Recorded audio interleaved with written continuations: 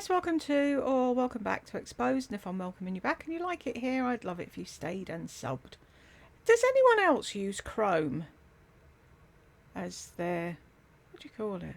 Search engine? Is it the search engine? Whatever. There's Chrome, there's Edge, there's Firefox, there's a few of them. Well, I use Chrome. Yesterday, for some unknown reason, I signed off out to do so. Oh, that was it. I closed the computer to have dinner. And when I opened it again, all the little tabs that I have to keep a gazillion tabs across the top because otherwise I forget to do things. So before I go to sleep of a night, I go along all the tabs that I've got open at the top, check that I finished doing what I was doing, because 9 times out of 10 I set off to do the weekly shop or whatever and don't finish it or don't pay for it or whatever, and then wonder why nothing's turned up. So I have to have these things pinned, and those things, like, I close them down once I've done them. But all the tabs had gone funny, like there was nothing on there. And then it was like blank. Now, normally there's a twirly thing in the corner. If you click that, it refreshes it, and whatever the page was comes back. Well, it wasn't doing that today. So I've just had to redo all my tabs. So I've got like YouTube and Instagram and X and cross stitch and stuff. And it's like, I can't remember what the rest of them were. So if I was supposed to be doing something, it's not going to get done because I don't know what was up there. Anyone else have that problem? I found it's got worse and worse with the fibro. I just do not remember what I'm doing from day to day. It's ridiculous. Anywho, I thought I'd do a quick comment video before I get started on proper videos. Well, this is a proper video, but you know what I mean. Tammy, happy Saturday, Jules. I hope you're feeling good. I wasn't feeling good on Saturday. Thank you very much, Tammy. Wanda, hey, I heard the beep, Jules. Thank you. Happy birthday to your beautiful Princess Kate. I hope she's just wonderful. I hope so too. She's a lovely lady. Best thing that ever could have happened to Will. And he knows it. She makes sure he knows it. Maggie, please change your obnoxious intro music. No. Deb, I guess that makes me an obnoxious intro music lover. Thank you, Deb. How rude, though. If it was oh, your intro music really annoys me or whatever, it's like, yeah, we'll just whiz past it then. Keep mute on until you see me talking, but it was just like, ding, ding, ding, ding. Well, no, I won't. I'll fucking put it on twice as long now just to piss you off, Maggie. Donna, I think it's so silly for people to announce that they're leaving a channel and not coming back. Are they expecting to be begged to stay? Smile, clap, thumbs up, heart, prayers, and tea and coffee. Thank you, Donna. I don't know what it is. First time I've seen my last comment, and it's like, well, if you've got something to stay, at least stay around and hear the response to your comment. But no, they flounce in and flounce out, and it's like, okay, whatever. And the first wife will lose her social security from the husband if she remarries. Well, that seems fair. What if she remarries, and her new husband doesn't work? Does he still get social security? No idea how it works in America. Bonnie, I think you need to do the Hobby Lobby video. Me too. I don't remember her going there. Yeah, she went there with Shawnee and she kicked off at the till and was totally obnoxious that I'm a big YouTuber, don't you know who I am? Yeah, great fun. James, I do believe your middle name is Class. How terrible of her to talk about you like that. I can think of a lot of words to call her, but I will settle for the word evil. We all love you here. Thank you, Bonnie. But she is evil to the core. Lol. Love your story about Tech Help and Madam are hilarious when they were born. I know, it's so different. He was so chill, and then she was like, it's like, ooh, who is she? But then, after that little outburst, she went to sleep, and she very rarely woke up. And I had the nurses coming in saying, Mrs. King, when's your baby going to wake? It's like, what are you asking me for? I don't know. She was just quite happy to sleep. And it was like, leave me alone. I don't want anything. I don't want you changing me. I don't want you feeding me. I just want to sleep. But yeah. And then she was chill from there on out. It was just that, how dare you birth me 2 weeks early? Donna, I wholeheartedly agree. I love hearing memories of your life, children and marriage. Thank you. Jane's been at me. She's like, you should write a book. Write a book and then you'll get your bungalow. And it's like, write about what? Nobody wants to hear about my life. Do you know what I mean? It's great that you lot here do, but if I even knew how to write a book and put it out, who'd buy it apart from you lot? And it's like, no, it would never work. But I love the way you all love the stories. That's great. Bonnie, it might not seem like it to you, but your life sounds so interesting. Does it, though? What's different about my life to everybody else's, though? I mean, if I had a unique selling point, I might try and figure out how the hell you write a book, but I've got no memory anymore. It's only when somebody says something, it triggers a memory. Do you know what I mean? And it's like, if I thought that'd sell, believe me, I would do it tomorrow. Ada, hi Jules. It was really nice to hear your stories and find out more about your life. Thank you very much, Ada. Jed says he's watched that video 3 times now because he's really enjoyed it. There you are, Jane. Jules, you need to write a book, then read it out loud for audiobooks. Bless you. Deb, she has a short story posted on her other channel about her nighttime neighbourhood shenanigans. It's hilarious. Thank you, Deb. I took a mad fit and I wrote that all in one go and posted it. Because that was the joke. I said, one of these nights, do you know what I mean? When you lot are asleep, I'm going to get out of the house and run wild and you won't know I've done it. Jane, my goodness, Jules, your children are clever. They are. Very clever. Put me to shame. It's like, I says, Jed says, they got all their intelligence from you. And it was like, yeah, and they left me with none. My eldest used to teach the slower children to read in primary school. Bless him. Did he enjoy doing that? That's really cool.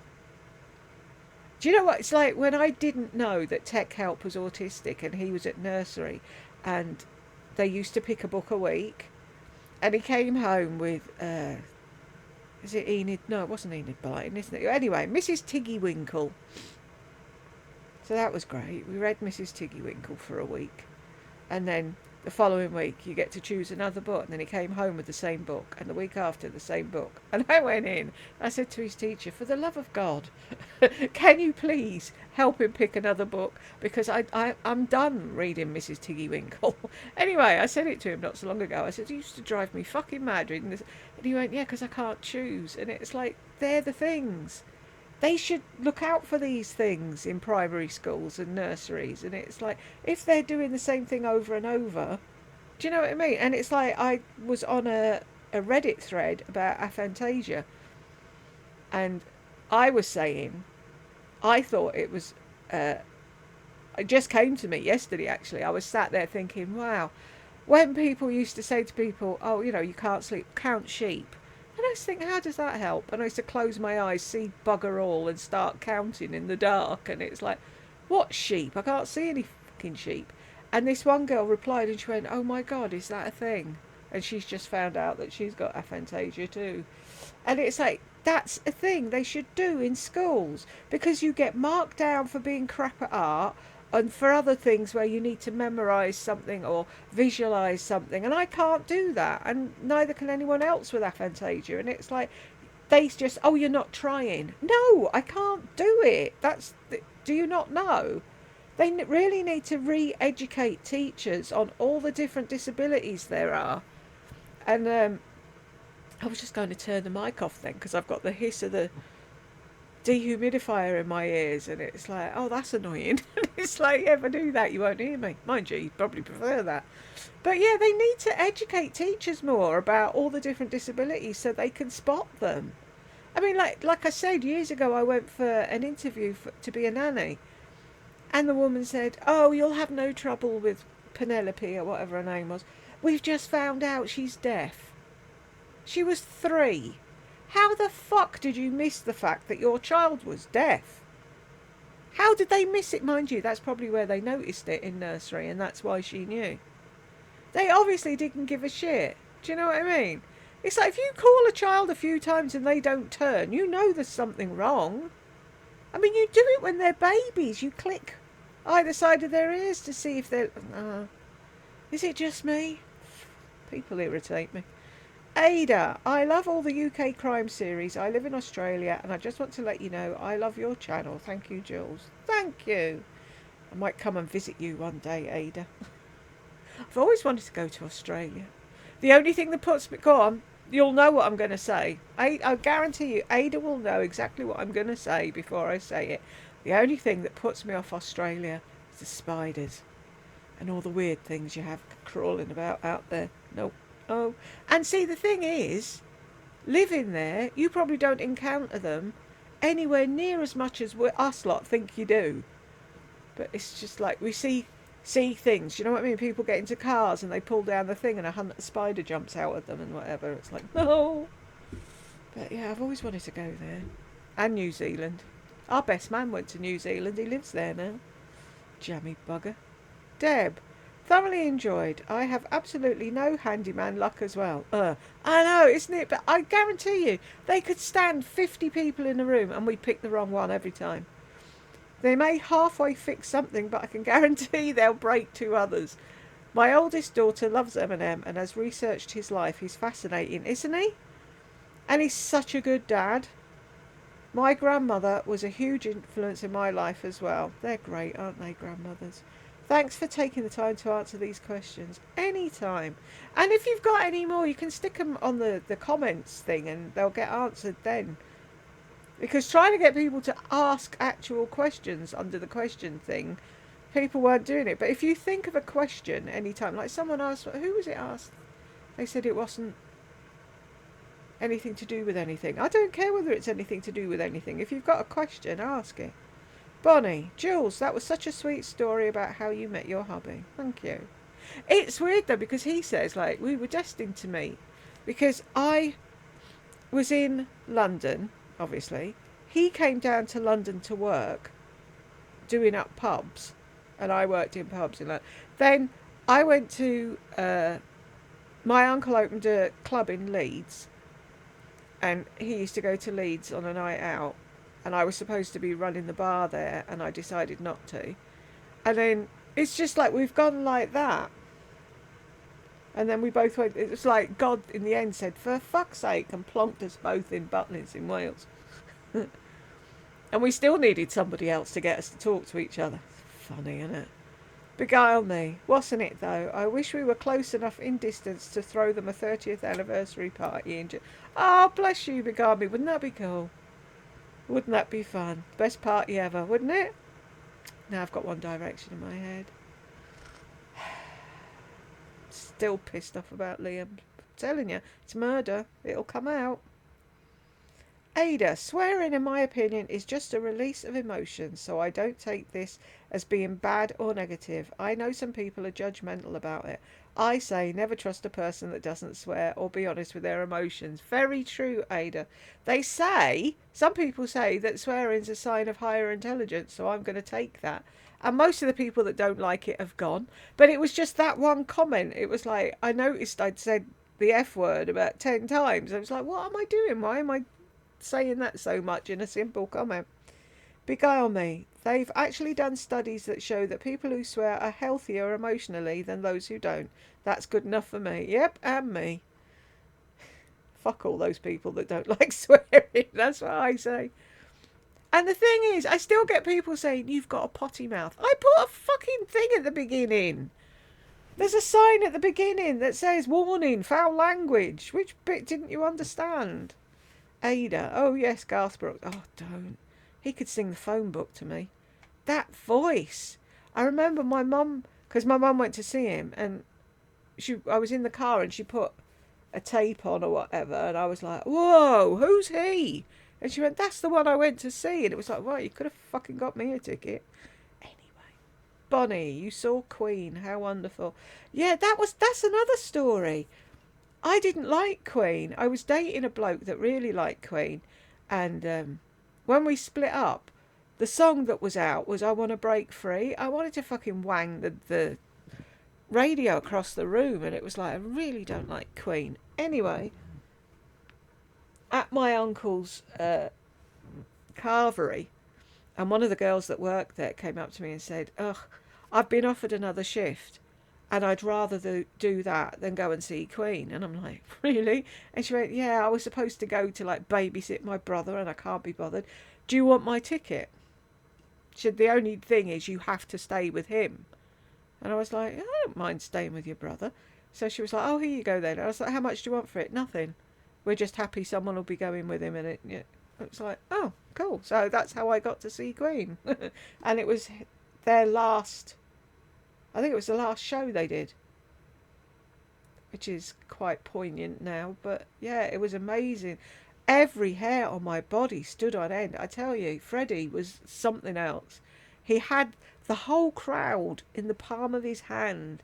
He could have said, "Take all your clothes off and dance around in the nude," and everyone would have done it. It was amazing.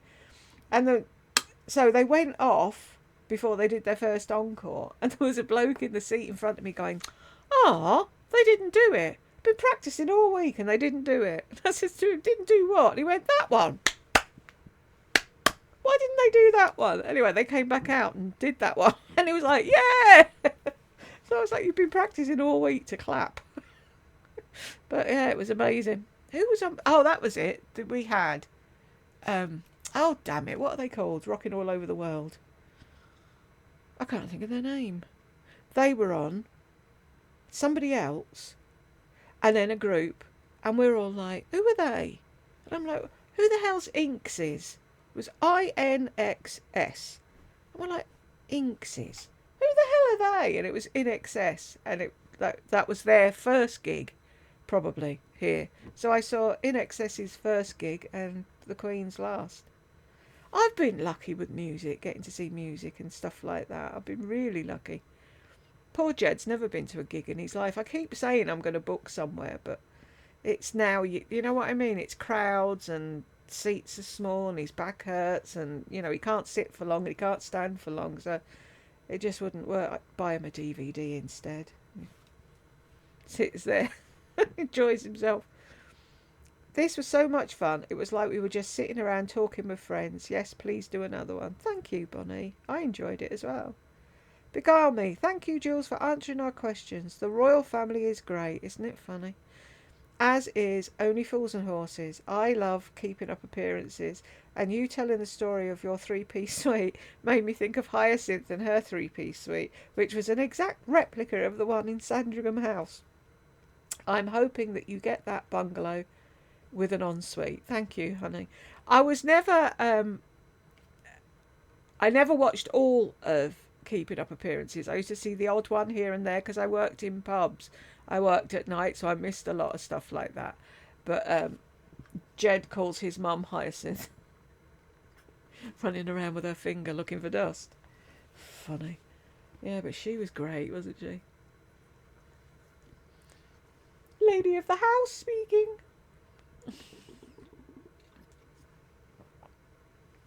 That's neat. One I need to go and look for and watch.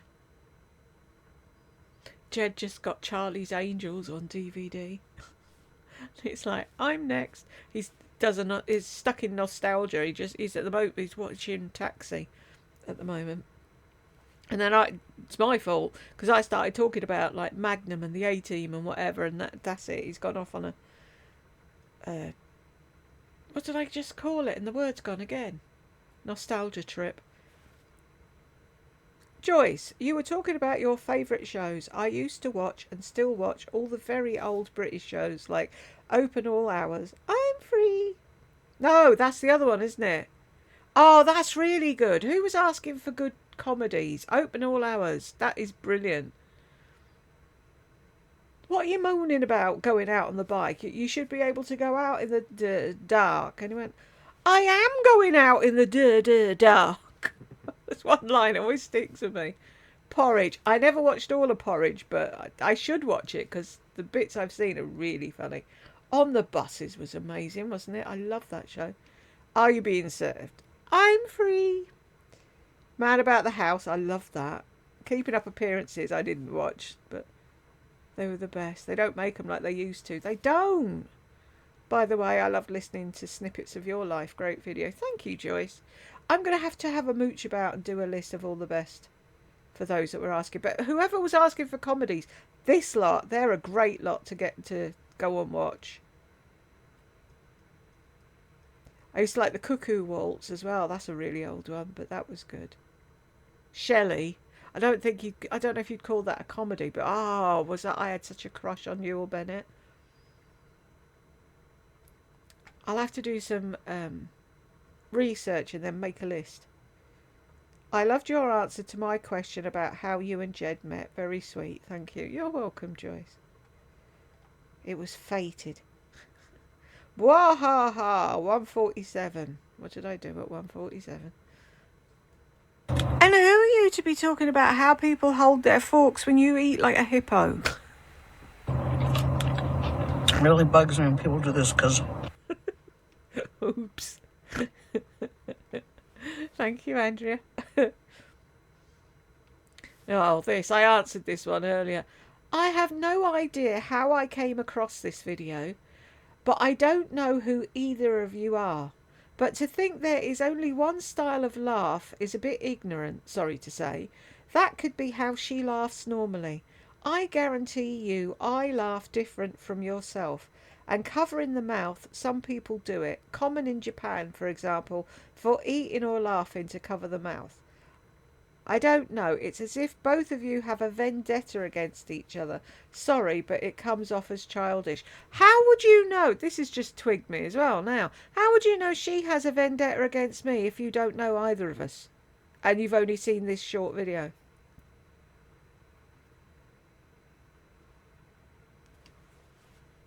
So I put, the line in your comment to refer you to is, I don't know who either of you are. If you did, you would understand. Maybe watch a few more videos or read the comments.